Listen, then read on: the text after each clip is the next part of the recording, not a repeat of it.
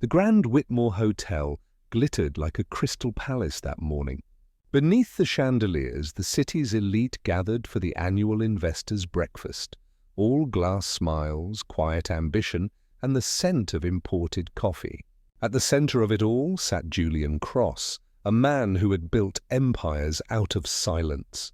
His charcoal suit fit him like armor, his expression unreadable behind the calm of a man who had long stopped believing in luck. He listened absently as a board member droned on about quarterly projections. In front of him, a single glass of orange juice gleamed under the light, untouched, perfectly ordinary. It would have been a forgettable detail in any other morning until a voice, low, quiet, almost a whisper, broke through the clatter of silverware. "Don't drink that," Julian froze. The words didn't sound like a warning from fear, but from certainty, the kind of certainty that made the world stop for a heartbeat. He turned slightly. Behind him stood a woman in a grey janitor's uniform, holding a silver tray of glassware. Her eyes were calm, steady, and strangely familiar, though he was sure he'd never seen her before. "What did you say?" His tone was cool, measured. She didn't flinch. "The orange juice."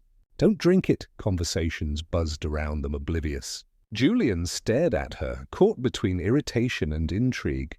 "Is this a joke?" The woman shook her head, glancing briefly toward the glass. "You don't want what's in there?"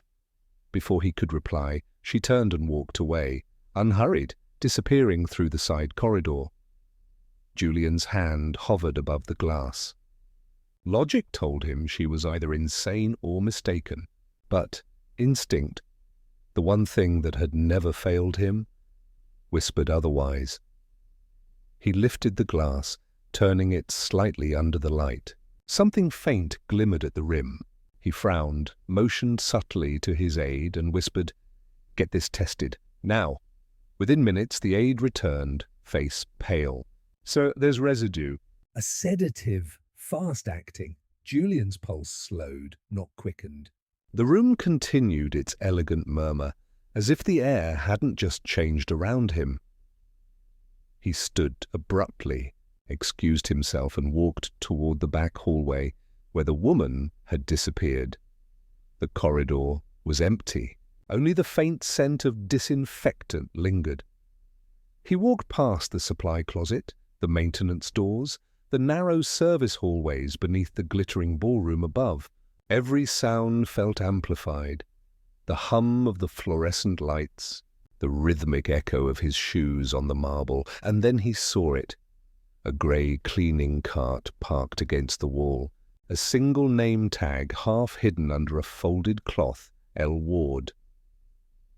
He picked it up, turning it between his fingers. The handwriting was old-fashioned, as though written by someone who had learned to hide, even in the way she spelled her name. "Miss Ward," he said softly into the empty air. "Who are you?" He waited, but only silence answered. That night, the official report labeled the incident as unverified contamination. The press was never informed. The event ended without scandal, and the board congratulated Julian on another flawless presentation. But beneath the polished calm, something inside him shifted. He couldn't forget the voice. It had been calm, not frightened. It carried the weight of someone who had seen danger before and survived it. For the first time in years, Julian couldn't focus. Every number on his screen blurred into that moment, that whisper, "Don't drink that." The words replayed like a song he couldn't turn off. He asked for the hotel's employee list. There was no record of anyone named Lena Ward, no ID, no payroll entry, no background file. Even the cleaning agency denied her existence. It was as if she'd been a ghost. Julian leaned back in his office chair, the New York skyline burning gold behind him. He'd spent years mastering control. Over people, over fear, over himself. Yet one stranger had unraveled that control with 3 words. He poured himself a drink. not orange juice this time, and stared at the reflection in the glass. Was it paranoia, or had she truly saved his life? Either way, he knew one thing. The woman didn't belong to the chaos of chance. She had come for a reason. And Julian Cross was a man who didn't believe in coincidences. He turned toward the window, watching the city pulse with life far below, unaware that somewhere in those lights, a woman who shouldn't exist had just changed everything. Julian Cross had built his empire on logic. Every decision, every calculated risk, every precise movement of his empire was measured, verified, and controlled.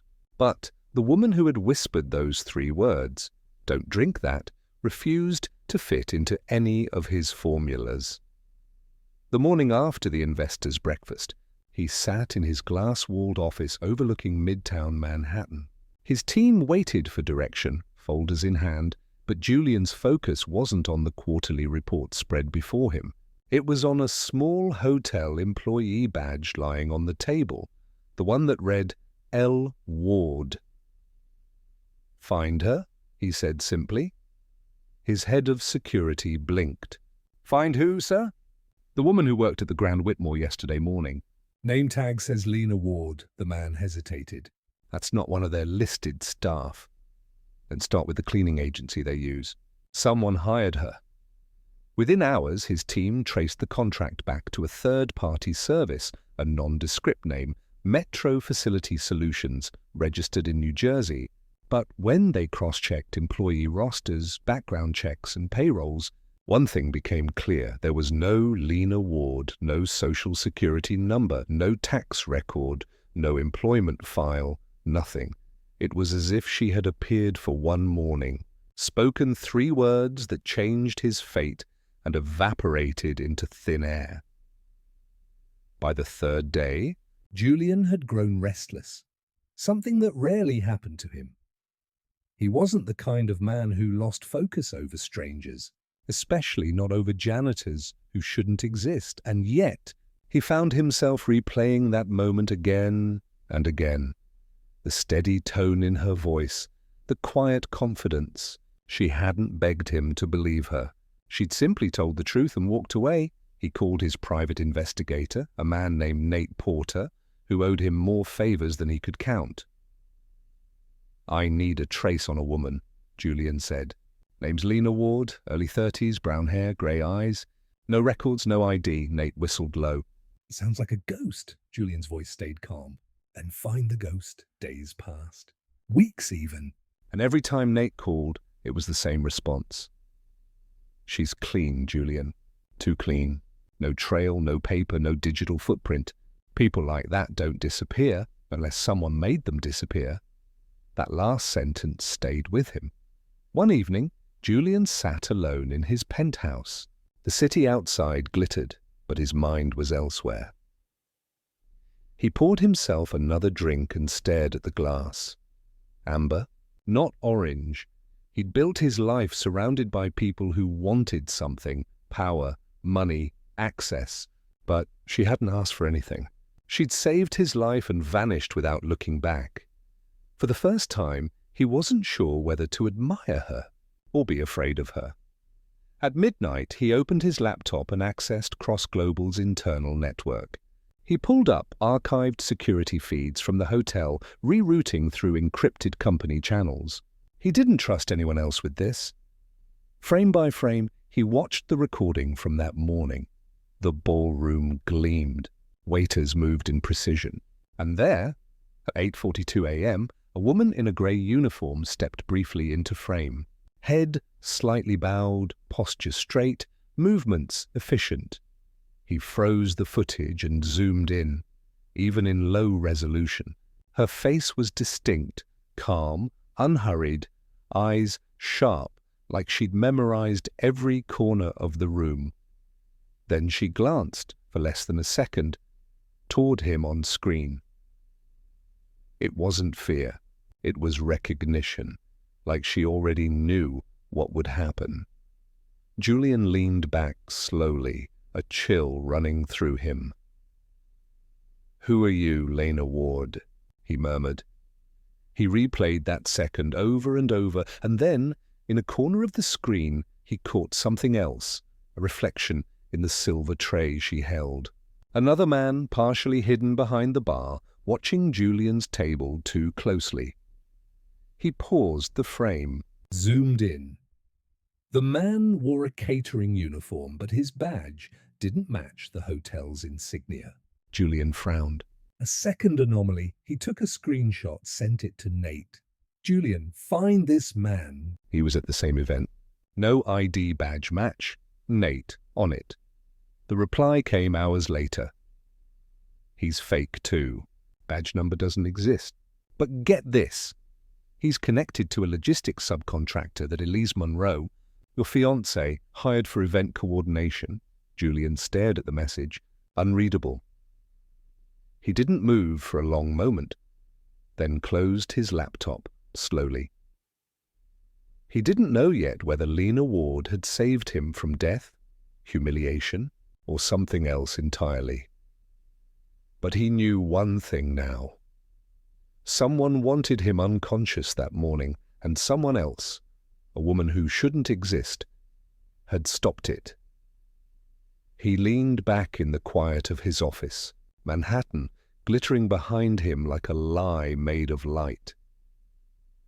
For a man who had spent his life chasing truth through numbers, this was the first time he realized the truth might be hidden in the silence between words, and the only person who had spoken that truth had vanished into the shadows. The air in the basement of the Grand Whitmore smelled of bleach and concrete, a world far removed from the glittering breakfast hall above. The hum of the city faded here, replaced by the faint rattle of pipes and the soft echo of running water. Julian stepped out of the elevator, his polished shoes incongruous against the dull grey floor. A hotel manager followed nervously behind him, clearly uncomfortable. "Mr. Cross, I assure you there's no record of—" Julian raised a hand, silencing him. "I'll look myself." He walked down the narrow corridor, the light flickering overhead. Rows of cleaning carts lined the wall, mops, buckets, and stacks of folded linens. Somewhere ahead, he heard the quiet rhythm of a broom sweeping. When he turned the corner, she was there. Lena Ward. She wore the same grey uniform, her hair pulled back, face calm as ever. If she was surprised to see him, she didn't show it. Her movements were measured, deliberate, like someone who had learned to live invisibly. Julian stopped a few feet away. "You're not easy to find." She didn't look up. That's the point. He studied her, the tone of her voice, the stillness of her posture.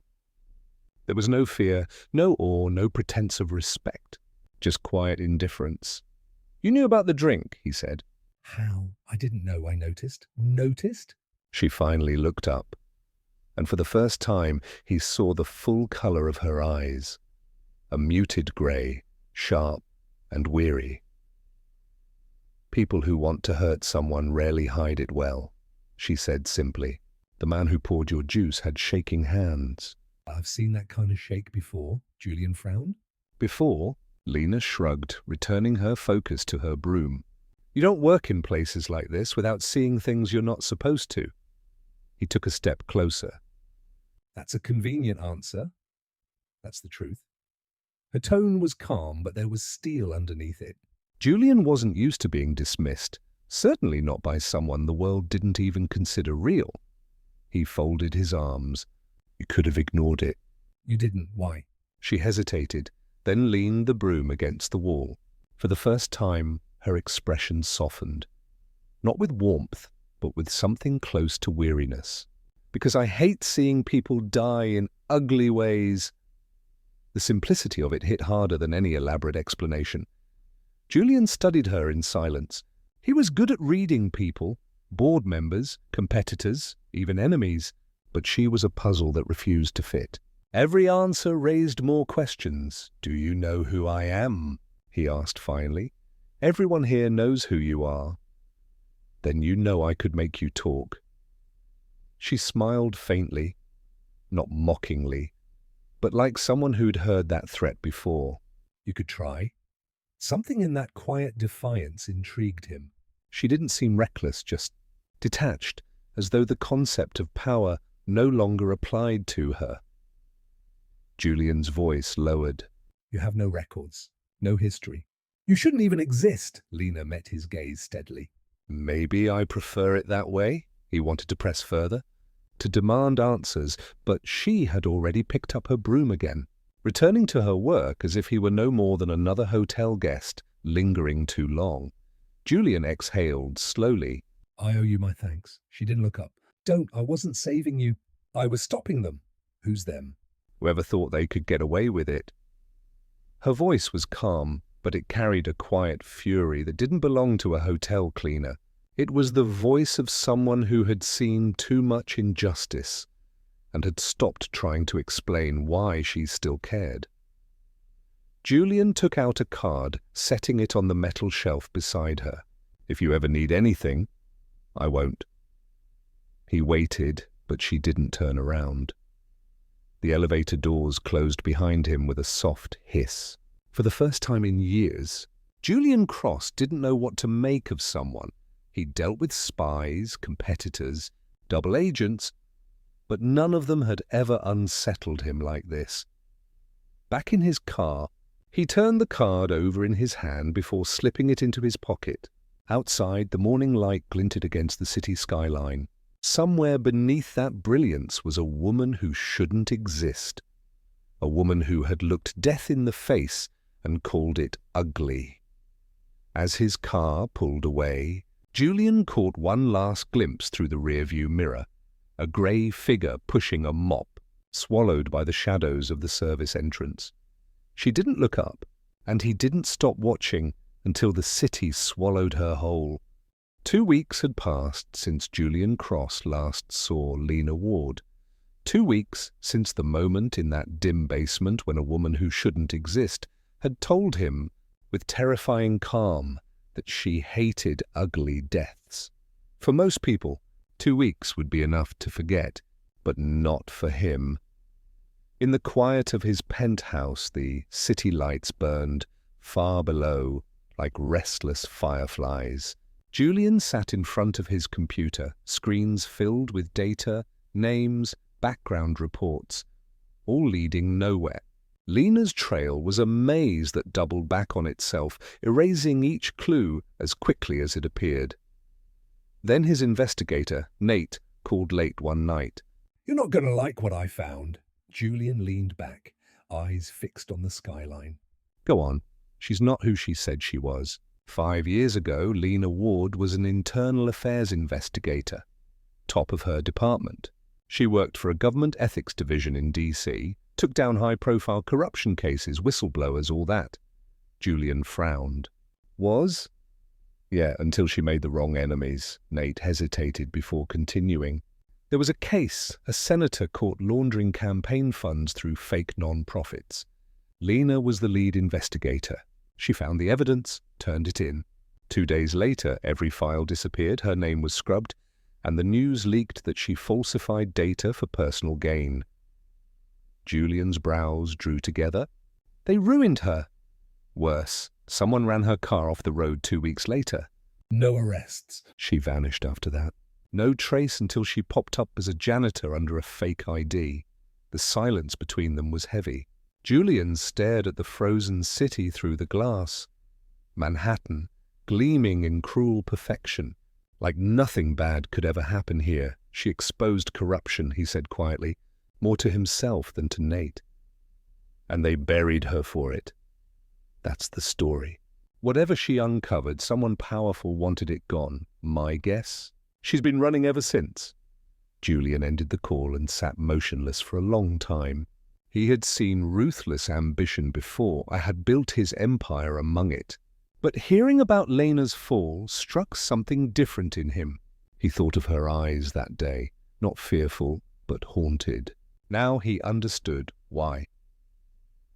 The next morning, Julian attended a board meeting at Cross Global. The usual rhythm of numbers, contracts, and projections filled the room.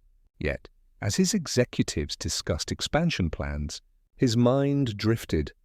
When Elise, his fiancée, leaned over and whispered, "You seem distracted, love," he simply replied. "Thinking," she smiled, the perfect kind of smile that had once comforted him. Now it felt rehearsed. The same thought looped in his mind. Who tried to drug me, and why now? After the meeting, Julian retreated to his private office. He closed the blinds, locked the door, and re-watched the surveillance footage from that morning. Frame by frame, he tracked the man with the fake catering badge, the one who'd been watching his table. The footage ended abruptly, seconds before the chaos started. Someone had cut the feed. Julian leaned forward, fingers steepled under his chin. In a world built on control, this was chaos.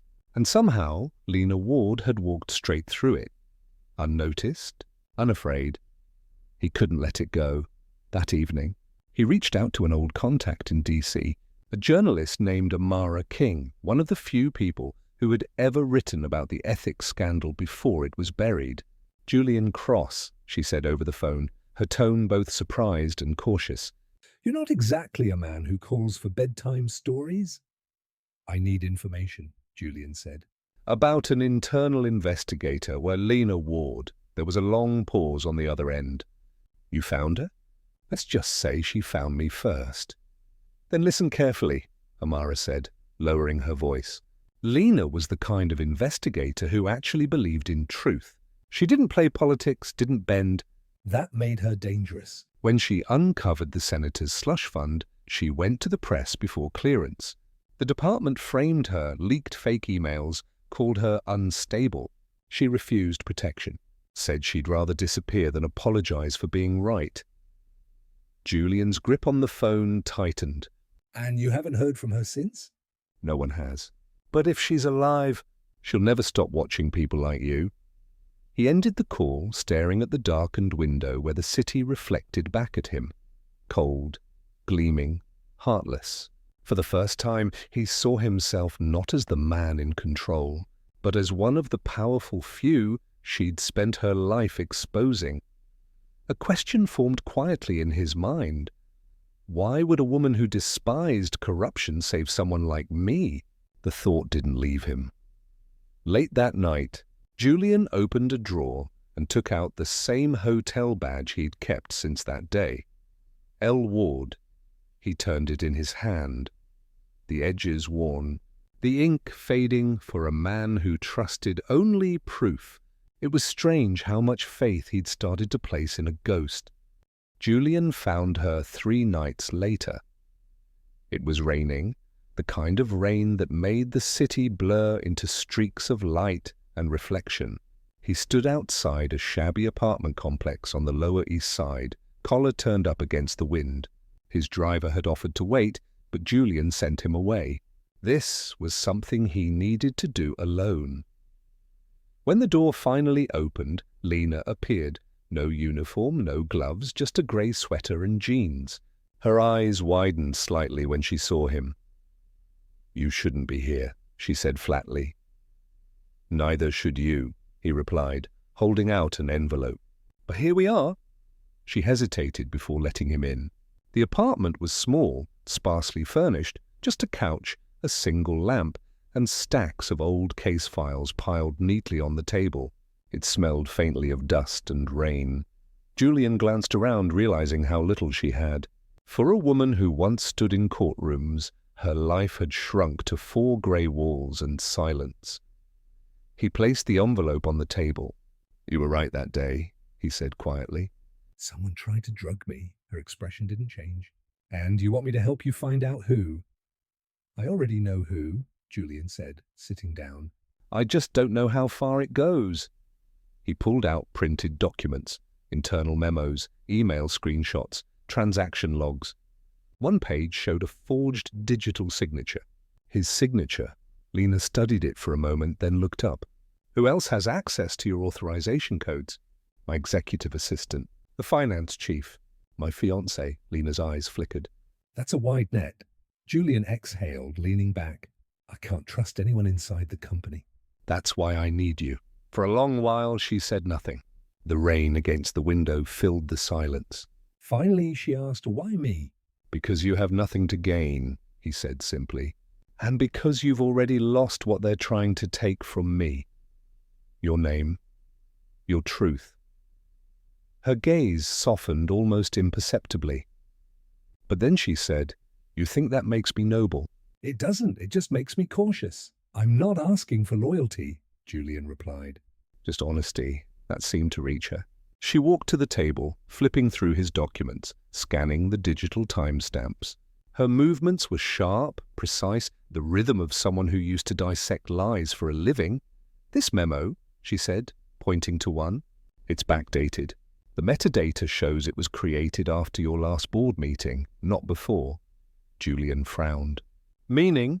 Someone inside your circle forged your authorization after the fact. They're trying to make it look like you approved a transfer."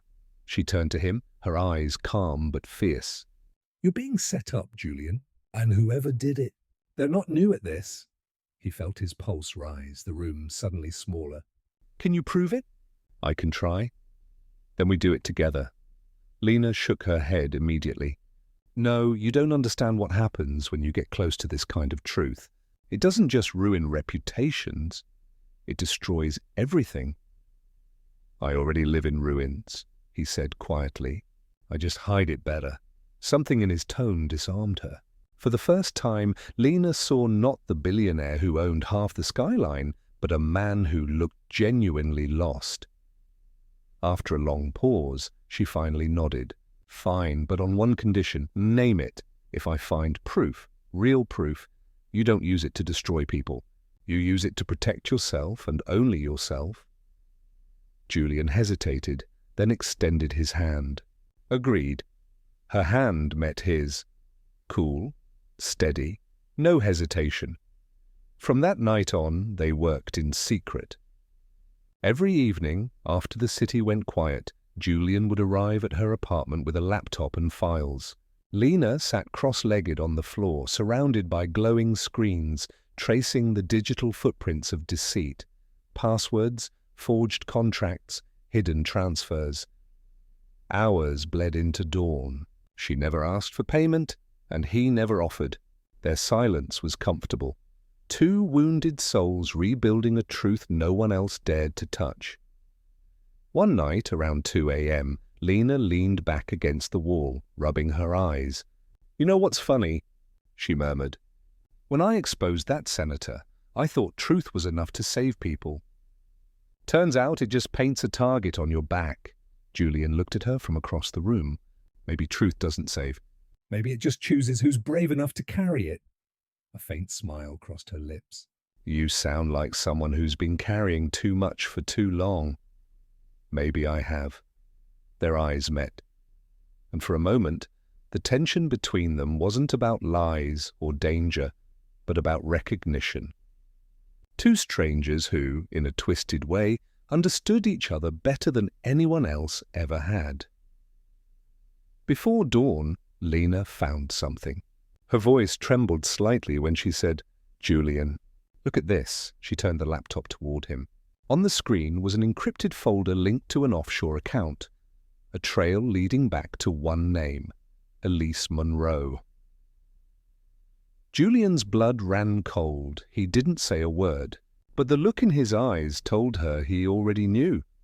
Lena closed the laptop gently. "Now you have your answer," she said. "What you do with it, that's on you." Outside, the first light of morning broke through the rain, and in that fragile silence, an unspoken truth began to form between them, the kind that could either save them both or destroy everything. The city glittered with winter lights when the truth finally began to surface. It had been 3 weeks since Julian and Lena started working together. 3 weeks of midnight meetings, hidden servers, and sleepless nights spent tracing invisible signatures across continents. Every piece of the puzzle they uncovered seemed to tighten a noose around someone he once trusted. That morning, Julian stood in his glass office overlooking Manhattan. From this height, everything looked orderly, perfect. But he now knew how many lies had been built beneath the skyline. Lena entered quietly, a folder in hand. Her hair was damp from the drizzle outside, and her coat smelled faintly of rain. "I found the rest of the chain," she said, dropping the folder onto his desk. "The signature used for the Zurich account transfer. It wasn't just Elise. She had help." Julian opened the folder. Inside were reconstructed emails, timestamps, and a voice memo. The audio was faint but unmistakable, Elise's voice. "He won't notice a thing. The dose only lasts 3 hours. Just enough for the board to panic and vote the motion through." Then another voice, male, familiar. "And if he wakes up too soon?" "He won't. I'll make sure of it." Julian's hand froze on the play button. For a long moment he couldn't breathe. Lena watched him silently, her expression unreadable. "The male voice belongs to Howard Klein, your finance chief," she said softly. "They've been coordinating this for months." Julian's jaw clenched. "The board meeting, the sudden push for emergency control. It all makes sense now." He turned to the window, the skyline reflected in his eyes. "I let her into my life, my home, my company." "I gave her everything." His voice hardened. "And she poisoned it all." Lena hesitated before saying, "You can still stop them. But it has to be clean. If you move too fast, they'll spin the story before the truth even comes out." Julian looked at her, a faint bitterness curving his lips. "You sound like someone who's seen this before." She nodded. "I have." "And I know how ugly it gets when power feels threatened." He studied her, the quiet resolve in her eyes, the way she spoke without fear. "How do you stay so calm?" "I'm not calm," she said. "I just learned that panic never saved anyone." The silence stretched, filled only by the low hum of the city below. Then Lena stepped closer, spreading a few printed documents across the desk. "These are the forged contracts Elise used to move funds offshore. Every single one carries your digital signature. We can expose her, but we'll need timing, precision, and proof that even the board can't deny." Julian ran a hand through his hair, eyes scanning the evidence. His world, the empire he built from discipline and control, was now a battlefield, and the enemy had been sleeping beside him. He sat down slowly. "There's a gala next Friday, the engagement celebration." His tone was sharp, calculated. "Everyone who matters will be there. The board, investors, media." Lena frowned. "That's dangerous." "It's perfect," Julian countered. "I'll let her believe she's won. And when the cameras are on..." He didn't finish the sentence, but the look in his eyes was enough. Lena hesitated, then said quietly, "You're talking about exposure. Publicly." He nodded. "Julian," she said, her voice firm, "if you humiliate her in front of that crowd..." "She won't just fall, she'll drag you down with her." "I don't care," he said coldly. "I want them to see what trust costs." Her brow furrowed. "You're angry, and you have every right to be. But if you turn this into revenge, you'll lose more than your company." He met her gaze, that unflinching steadiness, that inconvenient honesty he both hated and admired. "What would you have me do then?" he asked. "Win differently," she said. "Win with truth, not fury." For the first time in days, Julian laughed. A quiet, bitter sound. "You make it sound simple. It's not, but it's the only way you walk out clean." Julian leaned back, the exhaustion catching up with him. "When this is over," he murmured, "I'm done with all of it." Lena tilted her head. "All of what?" "The boardrooms, the games, the pretense." "I used to think control was everything. Now I just feel tired." Her expression softened. "You sound human," he smiled faintly. "Don't tell anyone." The tension eased for a heartbeat, but beneath it lay something heavier, an unspoken bond forged by shared danger. That night, long after she left, Julian sat alone in his office. He replayed the audio over and over, as if each word could make sense of betrayal. Outside, the snow began to fall, soft and soundless. He looked down at his reflection in the black glass and saw a man he barely recognized. Then, reaching for his phone, he called his assistant. Confirm the guest list for next Friday, and make sure the press is invited. When he hung up, his hand trembled slightly. He wasn't sure if it was from rage or fear, or the strange clarity that comes before everything changes. Across the city, Lena sat at her desk, decoding one last encrypted file. Her lamp flickered, casting shadows on the walls. On the screen appeared a line of text. Hidden in a metadata file, change of dosage, 200 milliliters instead of 100 milliliters. Her breath caught. That wasn't a sleeping drug dosage. That was lethal. She stared at the glowing words, her heart pounding. The plan had changed. Elise wasn't planning to just make Julian unconscious. She was planning to kill him. Lena grabbed her coat, running into the cold night. Somewhere across the skyline, Julian was preparing for a game of exposure, not knowing the next move could cost him his life. The ballroom shimmered under 1,000 lights. Crystal chandeliers hung like frozen rain, scattering gold across silk gowns and black tuxedos. Every powerful name in Manhattan was there, toasting to what was supposed to be a perfect love story. Julian stood at the edge of the crowd, expression carved in marble. The orchestra played a soft waltz, but his pulse beat to another rhythm, one of betrayal, vengeance, and quiet calculation. Across the room, Elise sparkled in a silver gown that matched her practiced smile. To everyone else, she looked radiant, the picture of elegance and devotion. But to Julian, she was a stranger now, a ghost, wearing the face of the woman he thought he loved. "Mr. Bennett," a board member greeted, clinking glasses. "A night to remember, huh?" Julian's lips curved slightly. "Oh, it will be," he murmured. At that very moment, down the service corridor behind the grand hall, Lena sprinted through the maze of catering staff and security checkpoints. Her breath came in sharp bursts. In her hand was a flash drive, the one containing the altered dosage file. She'd tried calling Julian, but his phone was off. He didn't know yet. The plan wasn't just to sedate him this time. It was to erase him. 2 guards blocked her path. "Staff only, ma'am. I'm with logistics," she said quickly, flashing a fake ID and slipping past before they could ask further. When she emerged into the glittering ballroom, the contrast nearly blinded her. Gold, champagne, laughter, And lies. Her eyes found Julian instantly. He was by the stage, listening as Elise prepared for her grand speech. Elise took the microphone, her voice smooth as honey. "Ladies and gentlemen, thank you for being here tonight. It means the world to Julian and me. A round of applause." She smiled sweetly. "Before we begin dinner, I have a small announcement." Something life-changing. Julian tilted his head slightly. The signal. He had planned this moment, the perfect stage for exposure. But he didn't know she had changed the rules. Lena moved closer, weaving through guests, her heart hammering. She caught sight of a waiter setting 2 glasses of wine on a tray beside the stage. One of them marked subtly with a ribbon. Elise's ribbon. Her stomach twisted.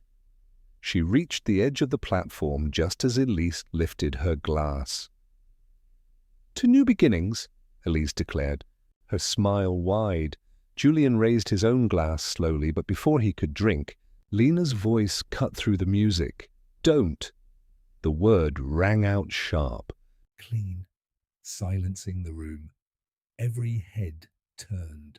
Cameras pivoted toward her, the lone woman in a dark uniform standing among glittering elites. Elise blinked, startled. "Excuse me?" Julian's eyes locked on Lena. His expression hardened. "What are you doing here?" Lena stepped forward, holding up the flash drive. "Because if you drink that, you won't wake up again." Gasps rippled through the audience. Elise's smile faltered, then returned, tighter. "Security," she said coolly. "Please remove her." Julian raised a hand. "Wait." Lena plugged the flash drive into the projector laptop beside the DJ booth. The screen flickered, then filled with audio waveforms. A familiar voice filled the ballroom. Elise's, "Make it stronger this time." If he dies, it'll look like an allergic reaction. Clean, silent, the room froze. Howard Klein's voice followed. And the board? Once he's gone, we'll call an emergency vote. By the time the autopsy's done, Bennett Global will already have new leadership.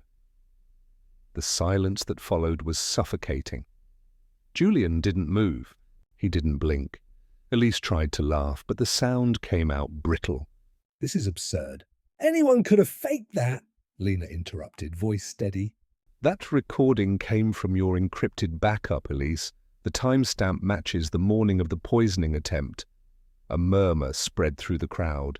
Phones lifted, recording everything. Julian finally stepped forward, his gaze cutting through the air. You were right, Elise, he said softly. Tonight is life-changing. He turned toward the guests. 5 years of loyalty, billions in assets, and this is how she repaid it. With poison and deceit, Elise's mask cracked. Julian, please, but he continued, voice rising like a storm. What, you could have had everything. Instead, you chose nothing. 2 uniformed officers, summoned quietly by Lena minutes earlier, stepped forward. One of them read Elise her rights as the crowd watched in stunned silence. Elise's defiance shattered. She tried to reach for Julian, but he stepped back. Don't! The cameras flashed. In seconds, every outlet in New York had their headline, Bennett heir exposes fiancé's murder plot at engagement party. As Elise was led away, her heels clicking against the marble, Julian turned, but Lena was gone. He searched the room, among the glittering gowns and murmuring guests, but she had vanished, like a shadow retreating before dawn. Outside, snow began to fall again. Gentle and relentless. Julian stood alone on the balcony, the cold biting his skin. The city below glowed like 1,000 lies burning out. He looked at the untouched glass of wine still in his hand, then poured it into the snow. The liquid bloomed red before fading into white. Somewhere down the street, Lena walked away with her coat pulled tight, disappearing into the night. She had done her part. She had saved him. Again. And this time, she didn't stay to watch what came after. The morning after the engagement party, New York City woke to headlines that could split empires. Corporate heiress arrested in attempted poisoning. Julian Bennett ends engagement in public scandal. For most people, it was just another day of chaos to consume over morning coffee. But for Julian, it was the day everything that once defined him, power, status, image, suddenly felt weightless. He sat in his office on the 80th floor of Bennett Tower, staring at the skyline he'd built his life upon. The city stretched endlessly, but he'd never felt smaller. Stacks of legal files covered his desk, each one a reminder of the storm yet to come.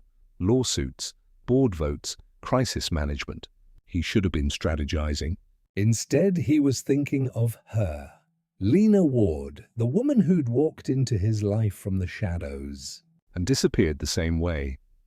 He had tried to find her that morning, right after the police took Elise away. He'd questioned the event staff, the hotel manager, even checked the surveillance tapes. But there was no trace of her. No record, no ID, no payroll. It was as if she had never existed. "Sir, the press wants a statement," his assistant said softly from the doorway. Julian didn't look up. "Tell them I have nothing to say." When she left, he leaned back, closing his eyes. The silence pressed against his chest. He could still hear Lena's voice in that ballroom. "Don't drink it." The sound echoed like a ghost he couldn't exorcise. By nightfall, he made a decision. He walked into the boardroom, the same room where Elise and her allies once conspired and dropped. A single document onto the table. Stepping down, he said. A stunned silence followed. "You can't," one director began. "I can," Julian interrupted, calm and resolute. "Bennett Global will survive without me, but I need to remember who I am without it." and before anyone could stop him, he turned and left. Days turned into weeks. Julian sold his penthouse, closed his accounts, and disappeared from the grid. The world thought he was recovering from scandal. But in truth, he was searching. He started with the hotel's employee list. The cleaning company had no record of a Lena Ward. The address on her ID didn't exist. Even the social security number she'd used was tied to a woman who died 6 years ago. Every lead ended in nothing. At night, he would sit in dim cafes, tracing her name on a napkin, wondering if she was safe, or if she'd simply vanished because that was what she did best. Sometimes he imagined what he'd say if he ever found her. "Thank you. I'm sorry." Don't disappear again, but no matter how he rehearsed it, the words never felt enough. 2 months later, Julian found himself in a coastal town 3 hours north of Boston, a place called Havenport. He hadn't meant to stop there. His car had broken down near the pier, and while waiting for repairs, he wandered the fog-covered streets. The smell of salt and rain filled the air, and gulls cried above like restless ghosts. He noticed a modest building near the edge of town. White walls, blue shutters, a sign painted by hand, Haven House, shelter for women. He might have walked past it, but something about the name stopped him. A young woman was repainting the fence. When she turned, for one breathless moment, Julian forgot how to breathe. Lena. Her hair was shorter, sun-streaked by the sea. She wore no makeup, just a faded shirt and paint-splattered jeans. But those eyes, steady, unflinching, were unmistakable. He took a hesitant step forward. "Lena?" She froze, the brush falling from her hand. For a moment, neither of them spoke. The sound of the waves filled the silence between them. Finally, she said quietly, "You shouldn't have come." Julian's throat tightened. "You saved my life, twice. You don't get to disappear and expect me to forget." Her gaze flickered, and for the first time, he saw something fragile in it. Fear, maybe, or guilt. "This isn't your world, Julian," she said softly, "and I don't belong in yours." He shook his head. "Then maybe neither of us belongs there anymore." Lena turned away, brushing paint off her palms. "The world you left is built on control and secrets." "I came here to build something different." Something honest. Julian looked around. The small garden, the chipped sign, the laughter of 2 women inside the shelter. It wasn't the empire he once ruled, but somehow it felt more real than anything he'd known. He exhaled. "Then let me help you," she hesitated. "You don't even know what this place is." "I know what you are," he said.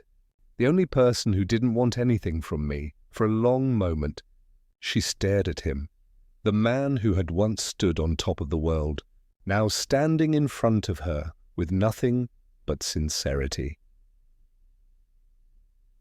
Finally, she whispered, "You're stubborn." He smiled faintly. "So are you," Lena sighed, picking up the brush again. "Fine, you can help repaint the fence." "But after that you leave." Julian picked up a second brush, dipping it into the white paint. "We'll see." As they worked in silence, the sun broke through the clouds, casting light over the small house by the sea. For the first time in years, Julian Bennett, the man who once ruled skyscrapers, felt something simple and unfamiliar. Peace. The sea became their clock. Mornings began with the cry of gulls and the scent of salt drifting through open windows. Lena would be outside before sunrise, her sleeves rolled up, tending to the garden that surrounded Haven House. Julian joined her every morning, carrying 2 cups of coffee. One for her, one for himself, though he often ended up doing most of the work. "You don't have to keep showing up, you know," she told him one day. Kneeling by a patch of lilies, I know, he said, handing her the cup. But I like the view. She gave him a look that said she knew what he really meant. It had been 3 weeks since he arrived, and in that time Julian had gone from a visitor to a fixture of the little seaside town. People recognized him, not as the billionaire whose fiancée tried to poison him, but as the quiet man who repaired the fence at Haven House and sometimes read stories to the children. He didn't correct them. For once, anonymity felt like freedom. In the afternoons, they painted walls, replaced broken shelves, and carried boxes of supplies into storage. Julian learned that hammers were heavier than they looked, and Lena learned that he had no sense of balance when climbing ladders. One afternoon, he slipped trying to reach the gutter, landing in the patch of grass with an undignified thud. Lena rushed out, trying and failing to hide her laughter. "Are you okay?" "Nothing broken," he muttered, sitting up. "Except maybe my pride." "Good," she said, grinning. "You needed that fixed anyway." For the first time he laughed, not the polite chuckle of boardrooms, but something raw, unguarded. It startled them both. That laugh became a small ritual between them, her teasing, his slow smile, the kind that made the air lighter around them. At night, they sometimes sat on the porch, wrapped in quiet. The world beyond the sea didn't exist here. Only the sound of waves against the shore and the faint glimmer of lanterns from boats in the distance. One evening, Lena brought out 2 bowls of soup, handing one to him. "You're terrible at chopping vegetables," she said. "I'm getting better. You cut them like contracts, too clean, no heart," he chuckled. "You talk like you've never signed a deal in your life." "I have," she replied softly. "It cost me mine." He looked at her, waiting. She didn't turn away. "I spent years thinking the truth mattered more than anything," she continued, "until the people I exposed made sure I lost everything. My name, my job, my home." Julian's voice was gentle. "You told the truth." "That's not something to regret." "It's not the truth that hurt me," she said quietly. "It's what it took from me afterward." He didn't answer. Instead, he reached out, resting his hand over hers, not to console, but to say, "I understand," because he did. He had lost things too, his sense of who he was, the meaning of all the power he'd built. For a long moment, they simply sat there, listening to the waves as the days bled into weeks. The town began to change him. He woke earlier, slept better. His voice softened. His hands, once used to signing contracts and commanding boardrooms, now built shelves and fixed windows. Sometimes, when Lena caught him helping one of the women at the shelter, she would see the way he smiled. Gentle, Unassuming, and she would look away before her heart betrayed her. He was different now. and that scared her. One night, after everyone had gone to bed, Lena found him sitting on the beach, staring out at the dark horizon. The wind whipped his hair, the tide brushing close to his shoes. She sat beside him. "You miss it, don't you? The city?" "The power," Julian shook his head. "No, I miss pretending I didn't need more than that." Lena looked at him, then out at the sea. "And what do you need now?" He hesitated, then said quietly, "Something real. Someone who doesn't see what I was, but who I'm trying to be." She wanted to say something, anything, but the words caught in her throat. Instead, she whispered, "You're not used to being seen like that." He smiled faintly.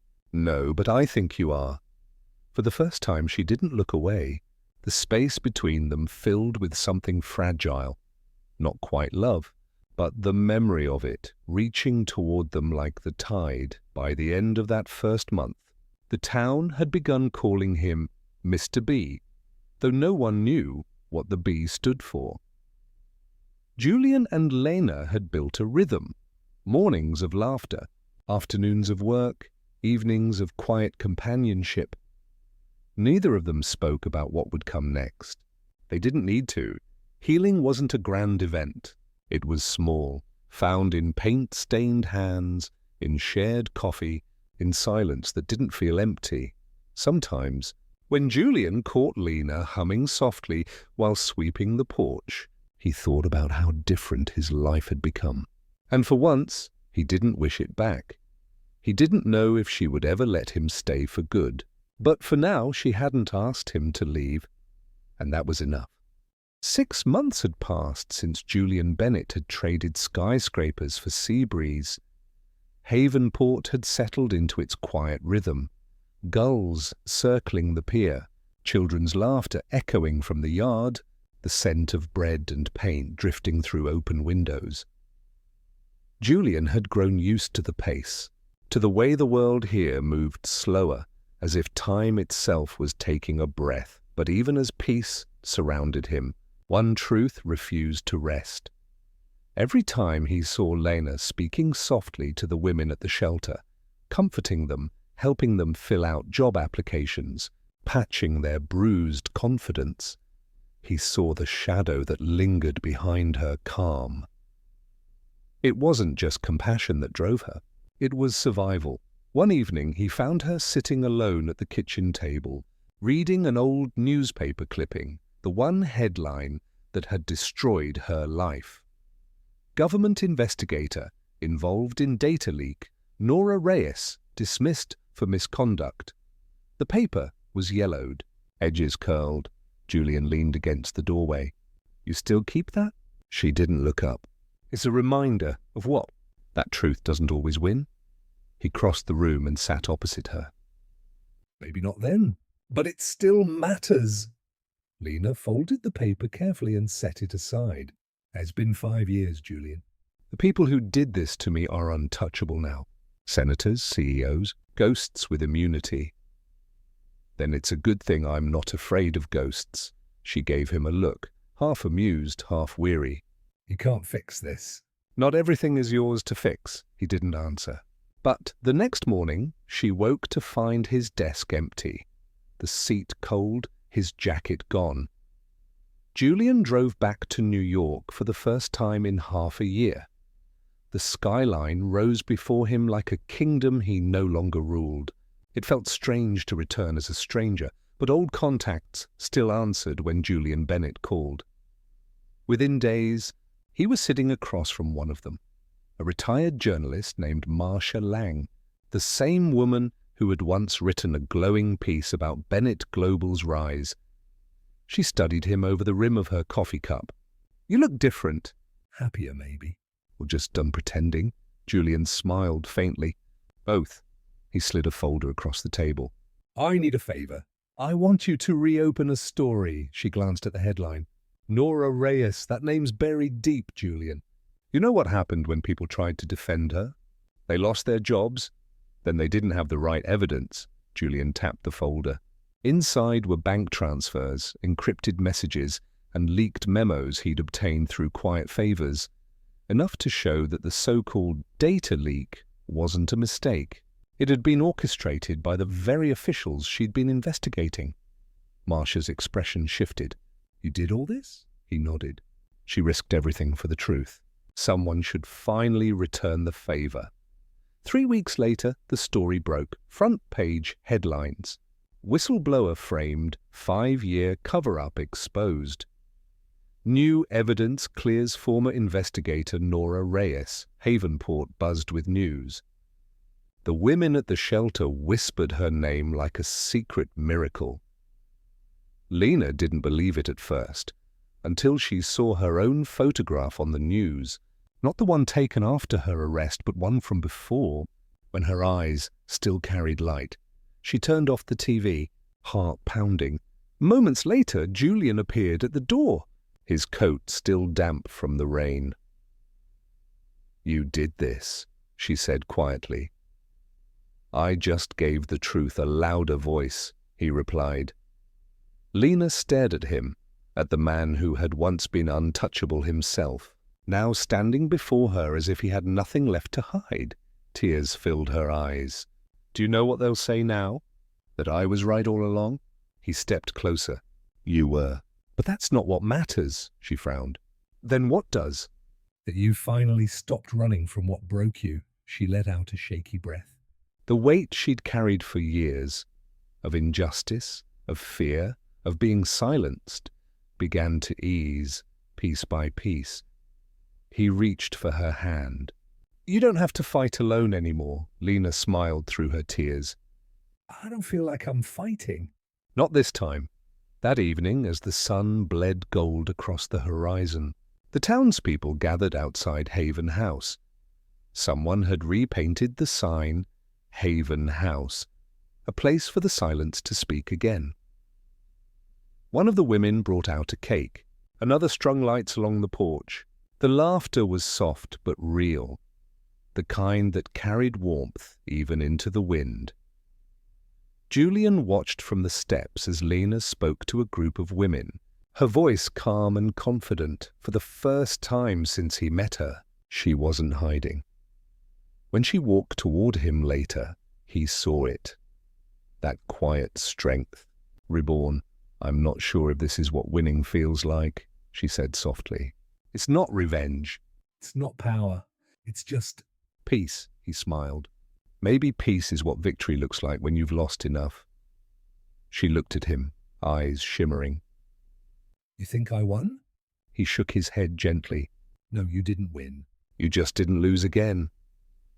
Lena laughed, a sound that felt like sunlight, and for the first time in years she believed she could breathe without fear.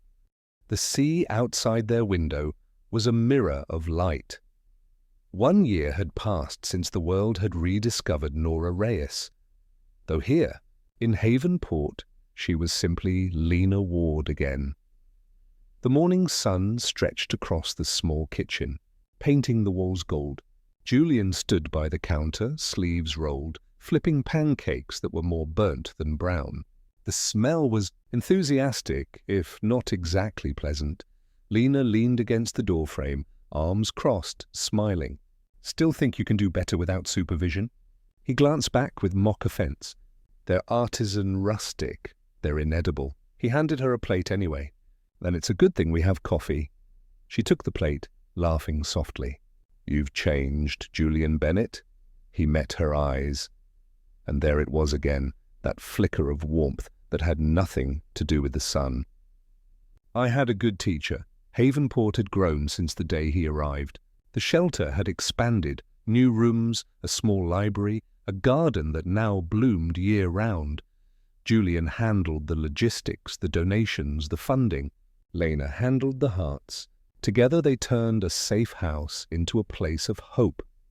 On weekends, he fixed roofs while she led art therapy sessions. Sometimes she'd find him sitting with a young woman, helping her draft a job application, his tone patient and kind. He was no longer the man of glass towers and boardrooms, and he didn't miss that life. In the evenings, they'd walk by the shore, talking about small things. How the tide changed, how the gulls fought over crumbs. How life felt lighter now. It wasn't a fairy tale. It was better. Real, imperfect, and true. One morning, Lena woke early. The sea mist still lingered like breath over the waves. She poured 2 glasses of fresh orange juice and carried them to the porch, where Julian sat reading the newspaper. He looked up, his hair tousled by the breeze. "Morning?" "Morning," she replied, setting the glass beside him. He smiled when he saw the drink. "You still remember?" How could I forget? She said softly.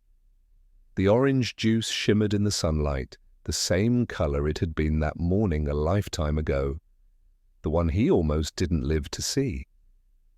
Julian lifted the glass, swirling it gently. It's strange, isn't it? The things that used to terrify us can become reminders of what saved us. Lena sat beside him.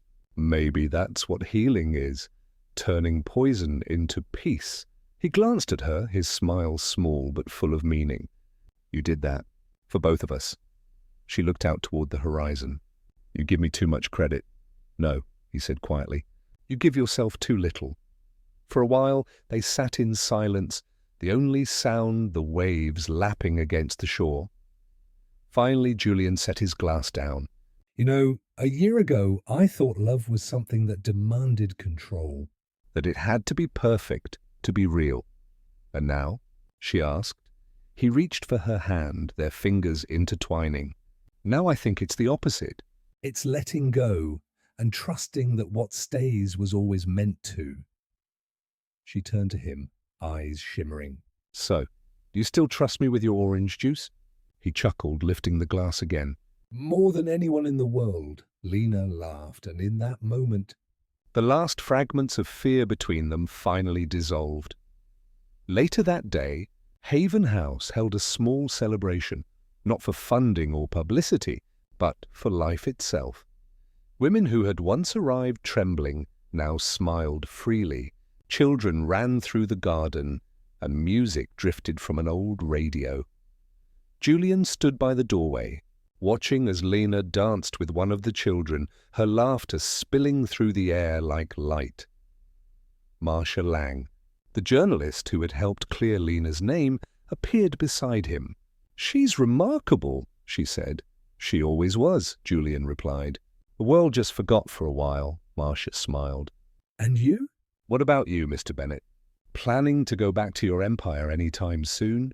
He shook his head, watching Lena spin the child in a slow circle. "No, I think I've already found what I was building toward." That evening, when the celebration quieted and the stars returned, Julian and Lena sat by the shore again. He held her hand as the tide crept close, their reflections flickering in the water. "You ever wonder," she asked softly, "how different things would be if that day never happened? The party, the warning, everything," he smiled faintly. "I used to, but not anymore. Why? Because I would have kept living a life that wasn't really living." "And I never would have found you." She leaned her head against his shoulder. "You make it sound like fate." "Maybe it was," he said. Or maybe it was just a second chance disguised as disaster. The wind brushed past them, cool and gentle. Julian raised his glass of orange juice, the surface glimmering with starlight. "Second chances," he said. Lena lifted hers. "To the truth that saved us." They clinked glasses softly, the sound small but eternal. As dawn began to break over the sea, their silhouettes merged with the rising light. Two people no longer defined by what had broken them, but by what they had built from it. In the distance, the sign outside Haven House caught the first rays of the sun. Where truth begins, healing follows, and for the first time the words felt like more than a promise. They felt like home.